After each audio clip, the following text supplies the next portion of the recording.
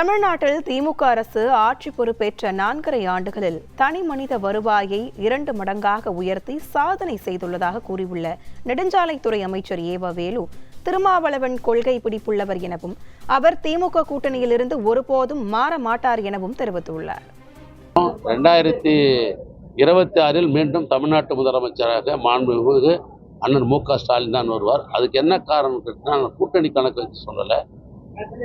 இந்த 5 ஆண்டு காலத்தில் மக்களுடைய பயன்பாட்டுக்கு என்னென்ன தேவைகளோ அந்த தேவைகள் நிறைவு செய்கிற ஒரு ஆட்சி. 3,05,000 ரூபாய் தனிநபர் வருமானம்ன்றது கூடியிருக்கிறது. தனிநபர் வருமானம் கூடணும்னு சொன்னாக்கா ஆட்சியில் இருப்பவர்கள் திட்டங்கள் போட்டு அந்த குடும்பத்திற்கு வேண்டிய உதவிகளை செய்கிற காரணத்தினால்தான் அது மாதிரி ஏற்படுது. அதனால் ஒரு குடும்பத்தில் இருப்பவர்களும் மீண்டும் தமிழ்நாட்டு முதலமைச்சர் வர வேண்டும் என்ற நிலைதான் இது. அரசியலுக்கு அப்பாற்பட்டிருக்கிற தமிழ்நாட்டுக்கு மக்களுடைய எண்ணம். உங்களோட திருமாவளவன் அவர்கள் நீண்ட நெடுநாட்களாக எங்களுடைய கூட்டணியில் இருக்கிறார். நம்பிக்கையுரிய ஒரு சகோதரர் அவர். அதனால் அவருக்கு என்ன பதில் சொல்கிறோம், அவங்ககிட்ட என்ன பார்த்தாங்க எங்களுக்கு தெரியறதுக்கு வாய்ப்பே இல்லை. எங்களோட விடுதலை சிறுத்தை என்பது தொடரும் கூட்டணியாக.